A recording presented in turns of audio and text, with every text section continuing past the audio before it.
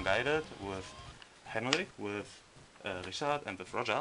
And yeah, it's one of the best melodic death metal bands I know, and they will play a gig in the K17 tonight in Berlin. And so I can make an interview with them, and I'm very happy of it. Hello guys. Thank you very much. Nice to meet you.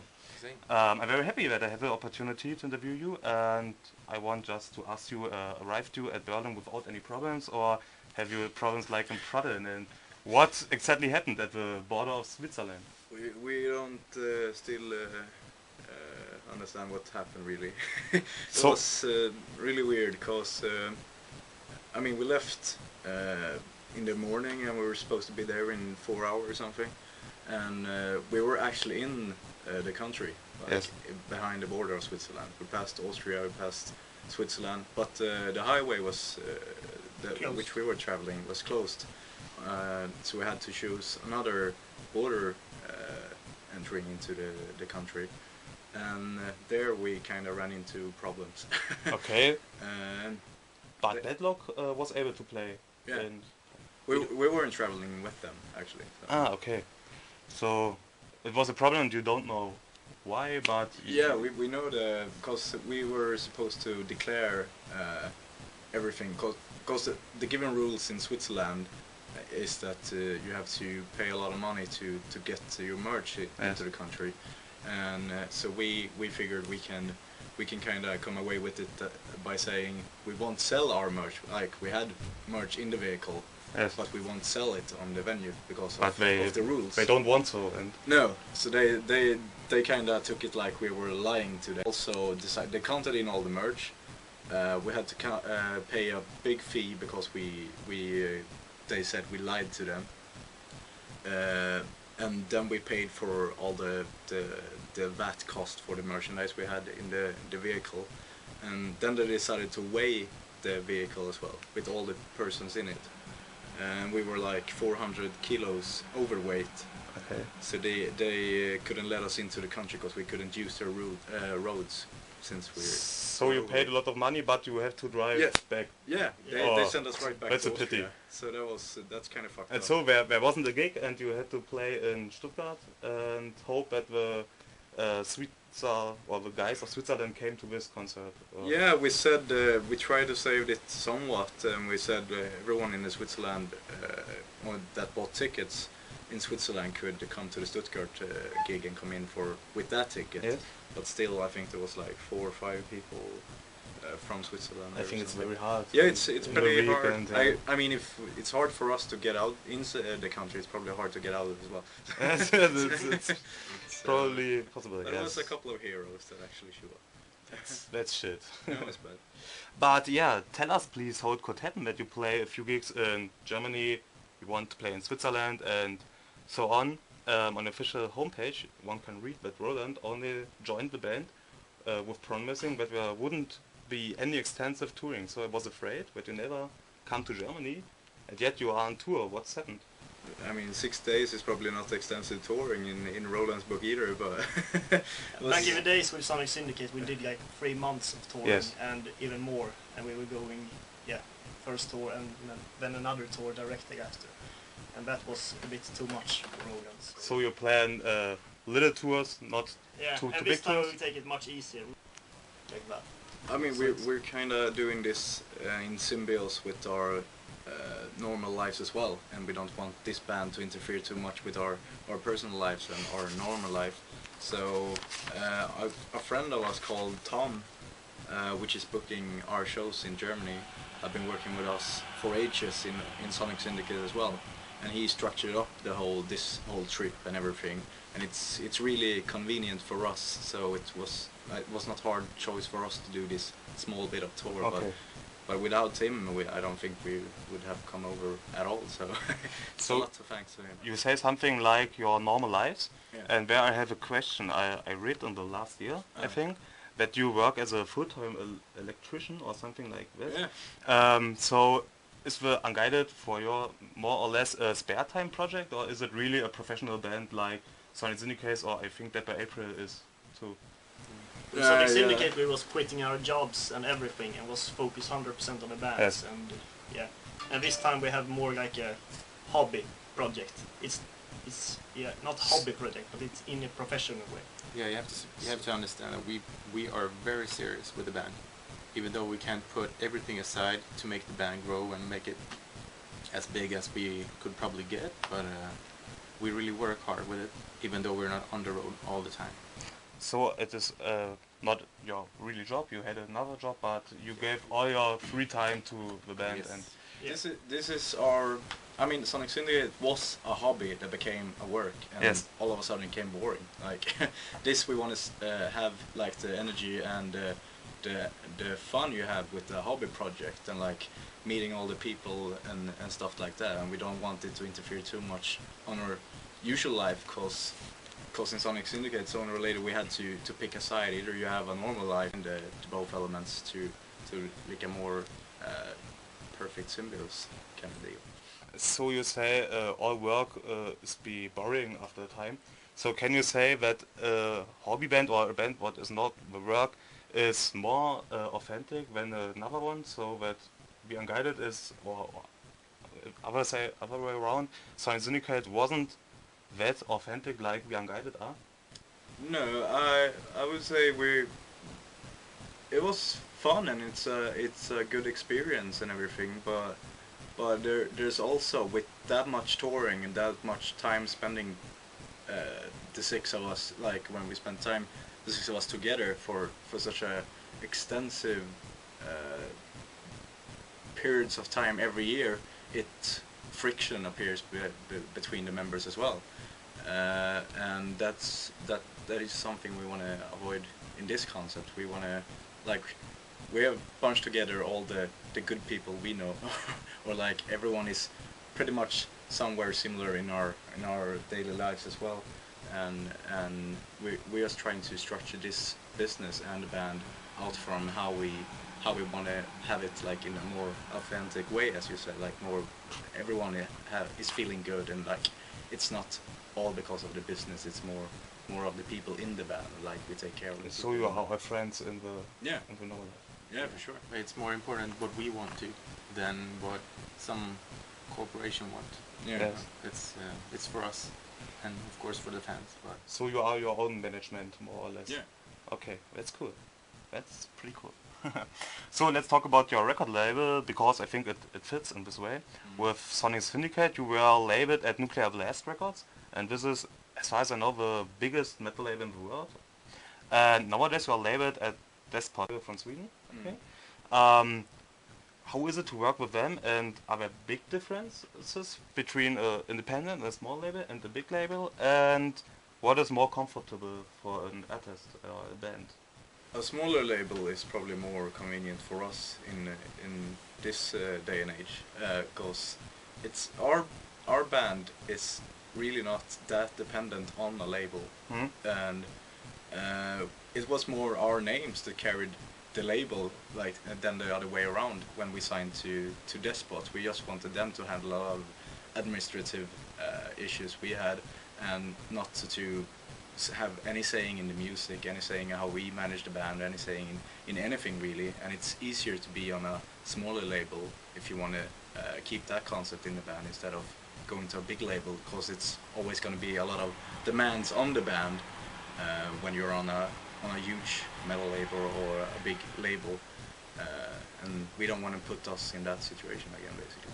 Were there other labels you thought to sign, or was it only Despot's Records in your mind? We had a couple of offers. We had a lot of offers actually, but hello there. So something you knew. Have a good look at him. Hello. Hello. It's cute, right?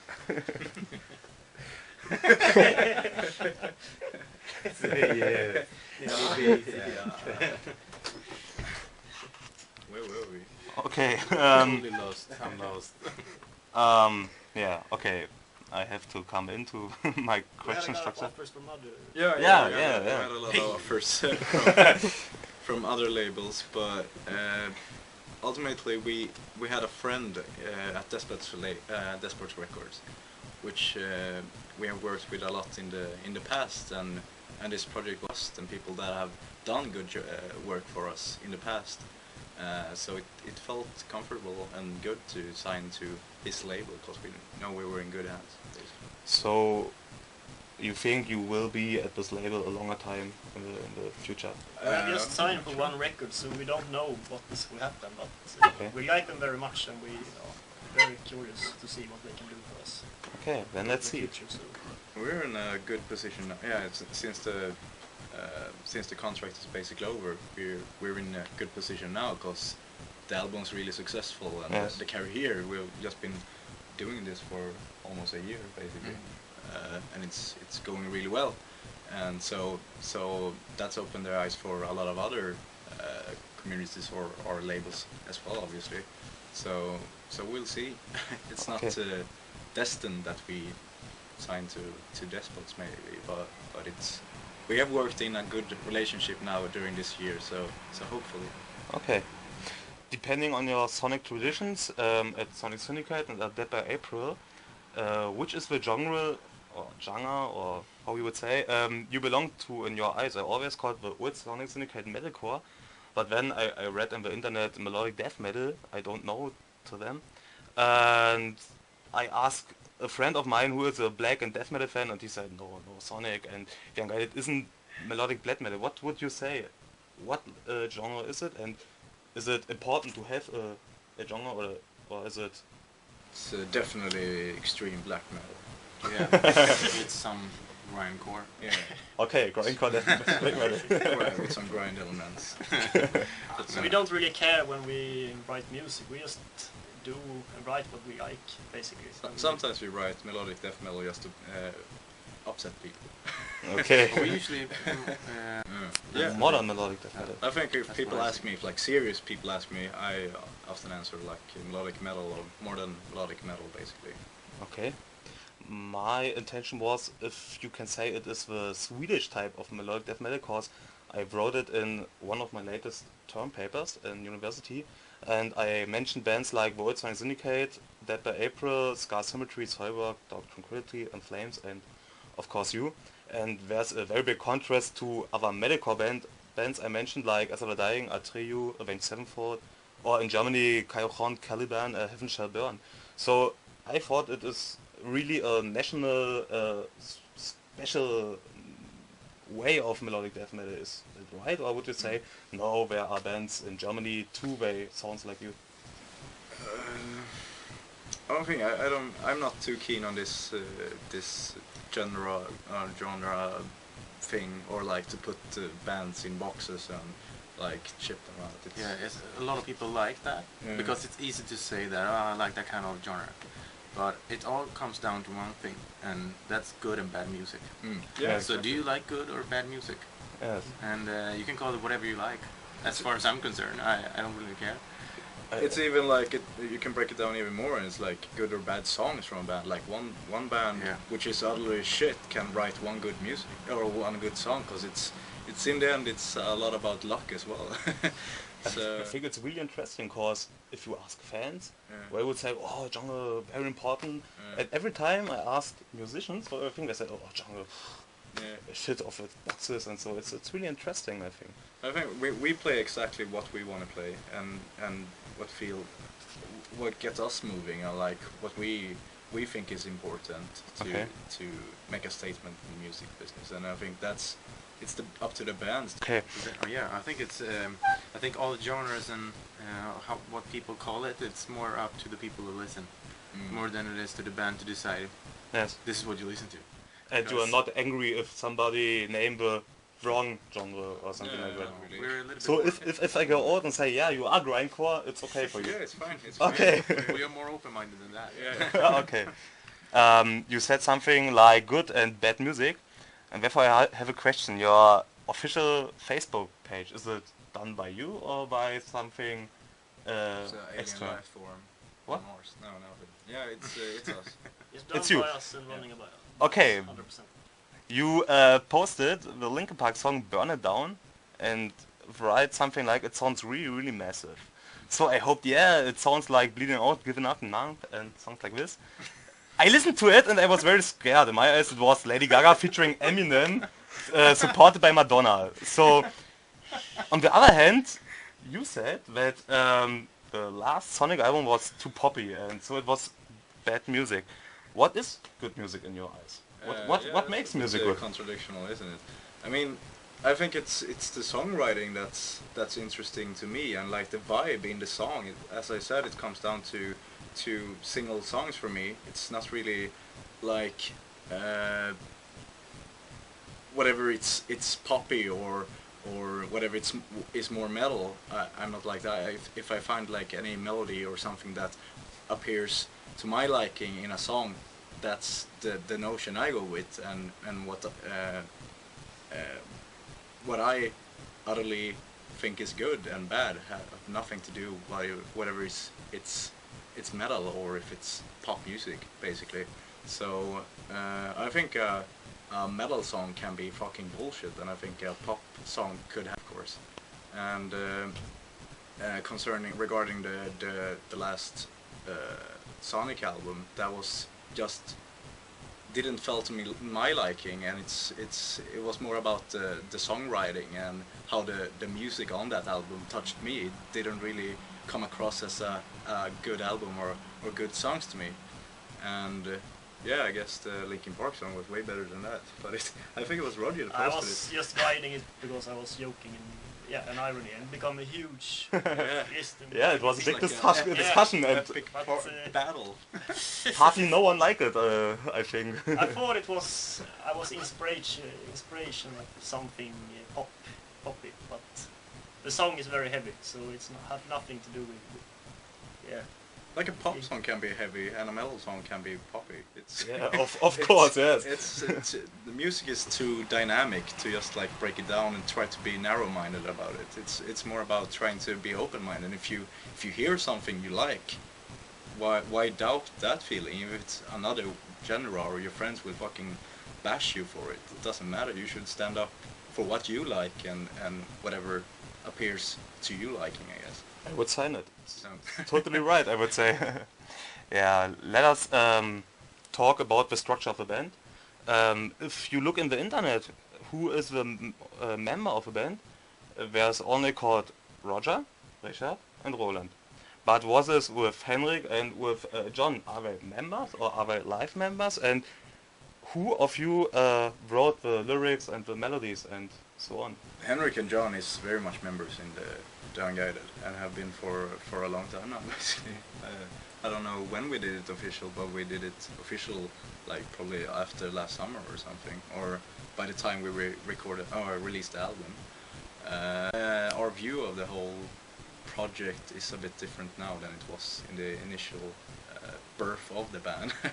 but like we tried its swings and everything is working fucking fine, and we love John and Henrik and everyone, and we really wanted them as members in the band and in the family, of course. But there were two temporary drummer, I think, and it was only because John get married or why? Yeah, he had a busy summer last Yes. summer, so and also over Christmas last year we had one One? Yeah, drummer. one temporary. Yeah, One, one okay. temp as the Two same gigs. guy. Yeah. Ah, okay. Yeah.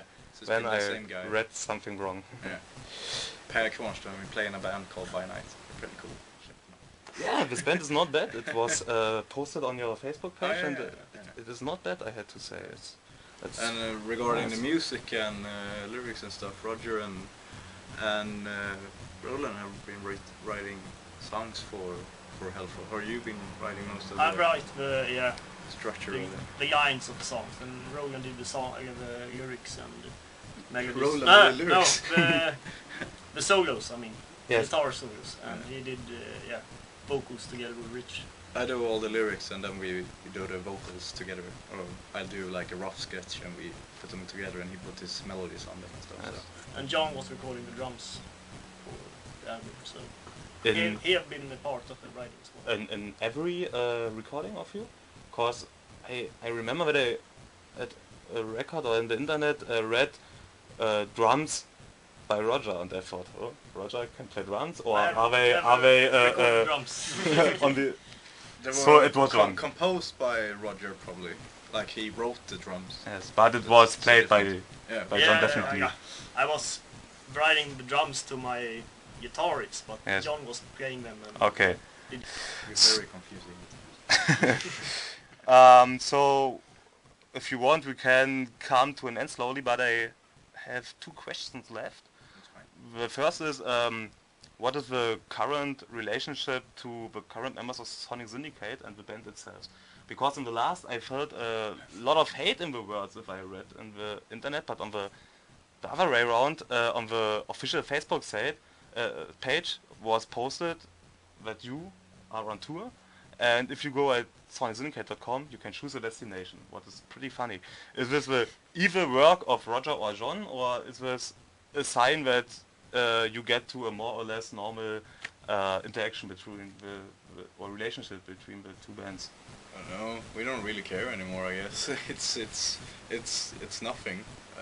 I could say I'm not best friends with any of them except by Roger and John, basically. But it's nothing we talk about anymore, or nothing like that. It's infected in a way anymore. So Sonic Syndicate is right now taking a break, so but what I heard, they will start up playing again, but I don't really know right now.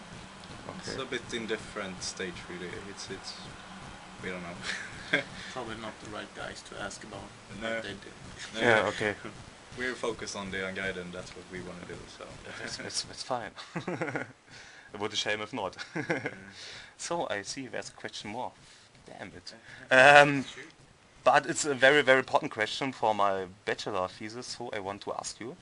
And I want to ask, how important is the music you compose and you record it for the whole product you sell? Where is the artwork and the image too?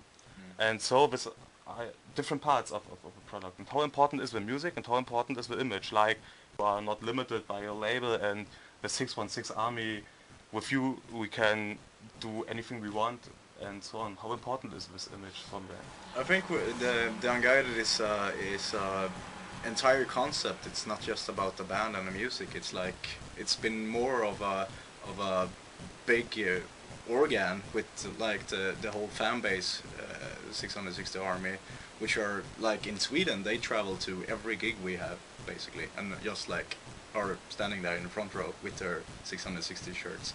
So it's a bit of a lifestyle for them, I guess, and it's really flattering for us as a band, and for me personally, it's more like everyone hear and listen to music in a different way, but I want like a full concept. I want like the artworks, I want the lyrics to be tied to the artworks and the music, and that's just how we structured the Unguided basically.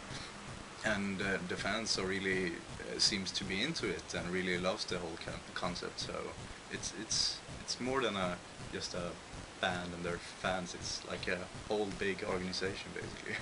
I pre-ordered your special edition of a album, and I think it's the best artwork I've ever seen. If you Thank you. put it off and then boom, it's 3-dimensional. It's very cool. I love it. Yeah, I really we're love really it. happy that So it's really special. that Chinese dude is fucking insane. It's very cool. That's cool. So the last question is a question that affects myself. In January, I took part in a lecture of Henrik Lindström, head of a music and event management program at Linnaeus University. You know him? No, it's the same name. Oh yeah. In this lecture I learned a lot about the Swedish music industry and also a lot about the Swedish education system after taking to Sweden to study my master. And yeah, do you want to tell me and all the listeners of the interview something about your home country? What is special of your home country? Why should we move to Sweden or why not? Or should we make holidays? And would you agree that the Swedish music industry is the 3rd biggest in the world? Although only 9.5 million people live in this country. So these are Berlin, Hamburg and Munich and a few more. So is this really, really the 3rd biggest music industry, and should we move to Sweden or not? I think we have to say thank you to ABBA. Yeah. Because of the big how bad is the Sweden, bass? everyone is talking how good Sweden is. It's really not that good. Don't go there. Don't Of course, go. you should visit Sweden shore and get your own opinion about it. But it's I don't know. It's not different from many other countries. Yeah, you can't really get an opinion by visiting a country. You have to live there to be really getting a, you know. It's cheaper in Germany. I mean, you wanna be able to afford living as well, and it's way more expensive in Sweden. Yeah, especially beer and vodka. I'm not drinking, so No, it's not that important. We neither. Monster Energy is okay, but other stuff I don't need. No, it's a good country, I guess, and it's I'm moving right now from the west coast to the east coast. I'm gonna try that out. Maybe the east coast is way worse than the west coast. I don't know, but it's not that different from any other country, except we don't have euro. But Yeah. I think that, of course, every country has its ups and downs. I mean, some parts of the country, it's really you live like a shelter from all the strange things, and that might be happening in like a big city as in Berlin. We might, I don't know if you have gangs here, but I mean in the small, as it is not a lot of people, and it's not a big city in Sweden isn't really a big city. Yes, So it's never really out of control. it's more calm. Yeah, I would say so. Okay. They might say that we have problems, but if you I've never compare seen them, any. no. I'm usually the problem. So I make holidays in Sweden, and then I Yeah, I sure. can Holidays would be great. Check the west coast out. Yeah. Okay. The beaches and stuff are really You cool. see the Swedish girls? Yeah. I have a girlfriend, so it's Sweden. not so important. You will see them anyway. And yes, he's really All of us have Swedish girlfriends. We can really recommend them. Okay. So then I have to say very thank you Thank you. for this interview. Thank you It very was much. really nice, and I think it was not so bad for the first English No, it's interview. really good. Good job. And yeah, I had a little gift for you because it was no problem to get an interview with you. And I have a little hobby band, and we make some, I hope, good music. And I want to give as a gift our demo tape to you. Thank you very You much. are the first of the world to get this Nice. thing, and I hope if you travel around to the last gigs, you You will take it. will in the listen car to it, and listen maybe to it. it's This is pretty cool, man. maybe you join it. Yeah, for sure. So Tell very me what thank do you you. do in the band? What? What do you do in the band? In this band? Yeah. I play the guitar, I compose, I write the lyrics, You're basically the band. I'm the band without playing drums, this is the drummer, without playing drums, without singing, but I think the rest is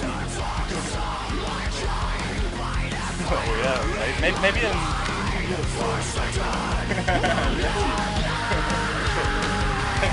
years.